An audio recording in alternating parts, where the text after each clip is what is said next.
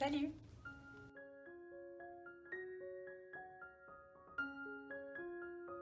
Alors aujourd'hui on se retrouve dans un endroit un peu différent, on est dans ma salle de classe. Alors les dernières fois j'ai tourné dans mon appartement, mais comme je vous ai dit dans la vidéo précédente, j'ai des plantes dans ma classe et du coup je voulais vous les montrer et expliquer un peu le projet autour de tout ça. Donc ça se voit, je pense, derrière, voilà. J'ai une classe de CE2, j'ai 20 élèves et au début de l'année j'ai apporté quelques plantes. Pas forcément dans l'objectif de faire un projet autour de ça, c'était juste pour décorer la classe. Et je me suis assez vite rendu compte, et je l'avais déjà vu aussi les années précédentes, que si j'amène juste 2-3 plantes comme ça, mes élèves n'y portent pas grand intérêt et en fait elles font partie des meubles et c'est tout. Et donc un jour je me suis dit, ce qui serait intéressant, ce serait qu'ils aient chacun leur propre plante. Donc pendant quelques jours, quelques semaines même, j'ai essayé de rassembler 20 plantes pour ma classe, donc à partir soit de petites plantes que j'ai achetées, soit de boutures que j'ai fait de mes plantes à moi, ou de boutures que j'ai récupérées qui appartenaient à des amis. Parce que j'ai quelques amis qui ont pas mal de plantes et du coup qui ont pu me donner des boutures. L'idée c'était d'avoir des variétés de plantes différentes pour tous les élèves. C'est pour ça que je voulais pas bouturer 50 fois la même plante chez moi. Je voulais vraiment que chacun ait sa propre plante. Mes élèves, ce qu'ils apprennent avec ça, c'est dans un premier temps l'arrosage. Alors l'arrosage des plantes d'intérieur, c'est compliqué pour tout le monde et j'ai envie que mes élèves sachent dès leur plus jeune âge, enfin plus jeune âge, ils ont quand même 8-9 ans, mais qu'ils sachent dès qu'ils sont jeunes comment on arrose des plantes d'intérieur. Donc pour ça, ils ont un petit arrosoir et je leur mets aussi à disposition ces petits bacs là parce qu'en fait j'ai pas de point d'eau dans ma classe, donc ils sont obligés d'aller dans la classe d'à côté pour remplir l'arrosoir et je peux pas leur faire faire à l'évier.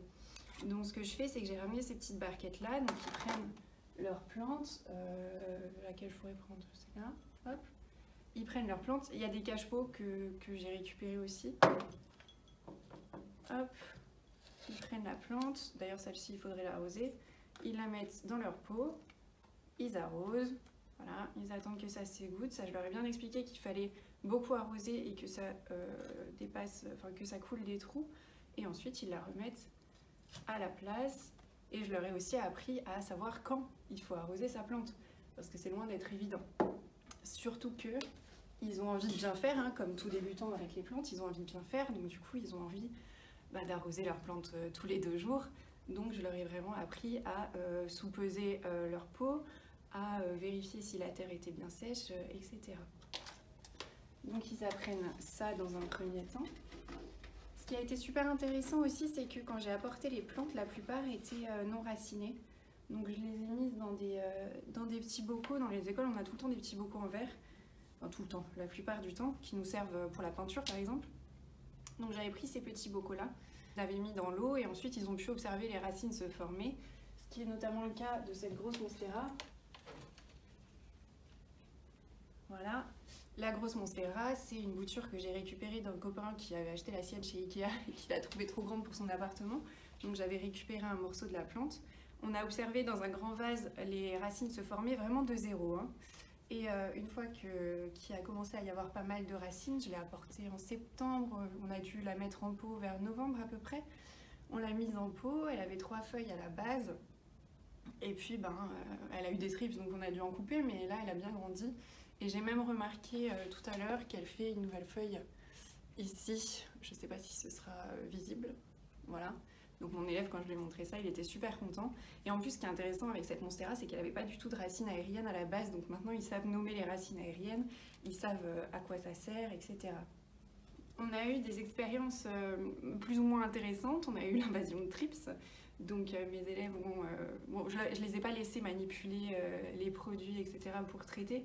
Mais par contre, ils ont réussi à du coup les identifier. Donc maintenant, ils arrivent à les trouver si jamais il y en a, même si en ce moment, on n'en a plus. Ils apprennent aussi à rempoter.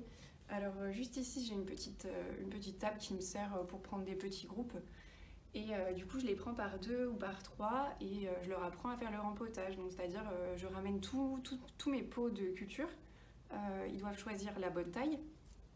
Et une fois qu'ils ont choisi la bonne taille, je leur apprends à dépoter, ce qui n'est pas forcément évident quand on ne connaît pas, parce qu'ils ont tendance à vouloir tirer la plante, alors que bon, si on fait ça, on risque de la casser.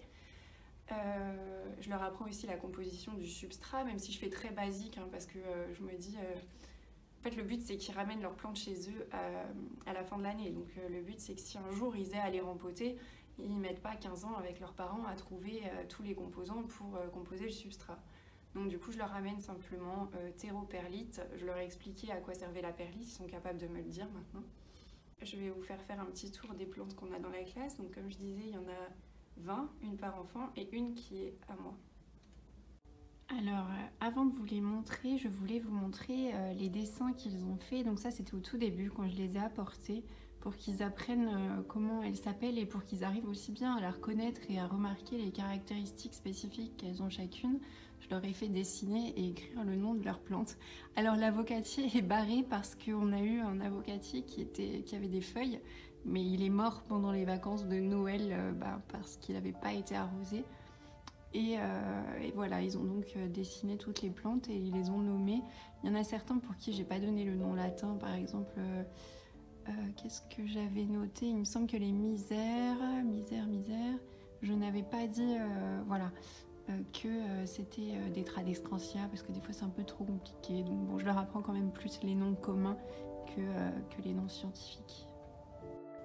Donc je suis par avance désolée si ce petit tour est un peu à contre-jour parce que je suis exposée sud et qu'il y a pas mal de soleil aujourd'hui. Alors ça c'est la mienne, donc c'est le chlorophytum. C'est une collègue qui m'avait ramené une bouture de sa plante mère, une grosse plante, et elle m'en avait donné une toute petite à un moment où je connaissais pas du tout les plantes, donc je suis particulièrement fière qu'elle soit toujours en vie.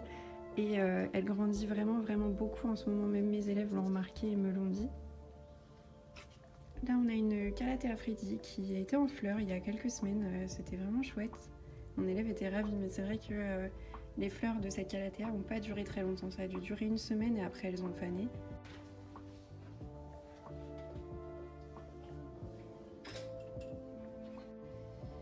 Une Calathea orbifolia qui ne se plaît pas trop ici par manque d'humidité, je pense, mais là on a une nouvelle feuille. On a quasiment tout ratiboisé par un moment. Elle a une nouvelle feuille là qui me semble impeccable, donc c'est cool, mon élève est contente. Donc la monstera que j'ai montré tout à l'heure est ici. Là on a un bébé euphorbe d'une amie qui a fait pousser des graines de son euphorbe, mais il évolue pas. Je ne sais pas pourquoi il évolue pas. Là, on a un nouveau noyau d'avocat, puisque comme je disais tout à l'heure, il y en a un qui est mort, donc on essaye de recommencer. Là, on a une fougère. Alors à la base, moi, je connaissais pas du tout cette plante, en fait. C'est un élève qui l'a acheté et qui l'a apporté, parce que les dernières vacances, je leur ai laissé prendre les plantes chez eux pour s'en occuper, pour voir aussi un peu tester s'ils étaient capables de la tenir 2 semaines chez eux.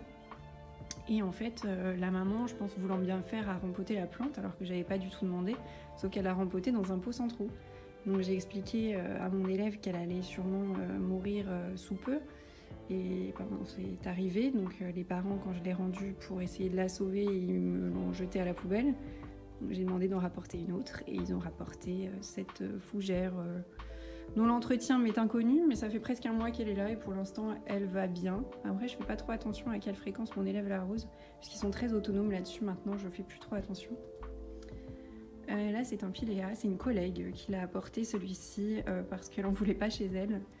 J'avoue que je ne sais pas du tout comment m'occuper de ça, il perd régulièrement des feuilles. Là on a la Stromanthe Whiteform dont je parlais dans la vidéo que j'ai fait sur les Calathea maranta. Donc c'est la Stromanthe qui a grandi de fou. Là on a une misère Nanook qui est partie vraiment de toutes petites boutures que j'avais fait chez moi. Là on a une Alocasia Black Velvet, j'avais besoin encore de la place alors je l'avais apportée ici. À la base elle avait 5 ou 6 feuilles et puis elle n'a pas aimé l'hiver. Et là elle repart.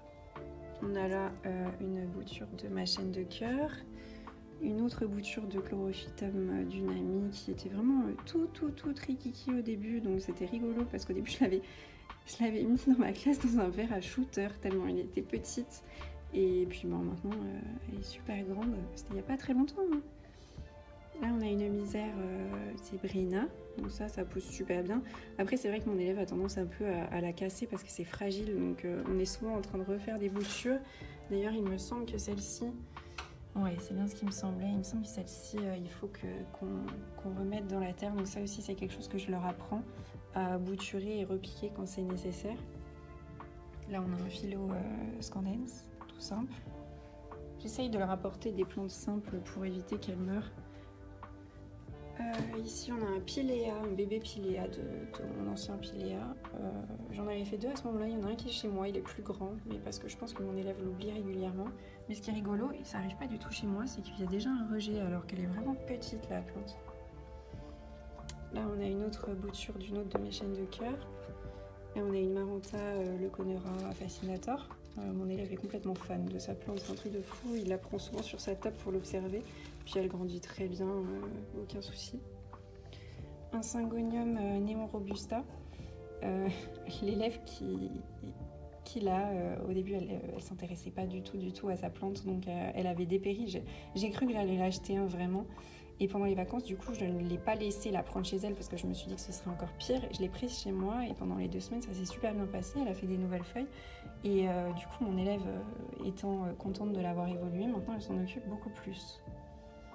Là, on a la petite Maranta Carcoveana dont je parlais aussi dans ma vidéo sur les Marantas. Donc c'est celle-ci que j'ai bouturée, qui faisait au début des toutes petites feuilles et maintenant qui fait des feuilles plutôt raisonnables. Là, elle en fait 2 d'un coup, donc c'est super. Et là, celle-ci, je l'ai apportée aujourd'hui parce que l'élève qui maintenant a cette plante-là, il avait une hypoeste. Et hypoeste, c'est un peu comme les Phytonia, c'est des drama queen. Et pendant le week-end de l'Ascension, elle est décédée. Mais vraiment, hein, c'était fulgurant. On est parti, elle était toute bien et on est revenu, elle était morte. Il n'y avait plus rien à faire.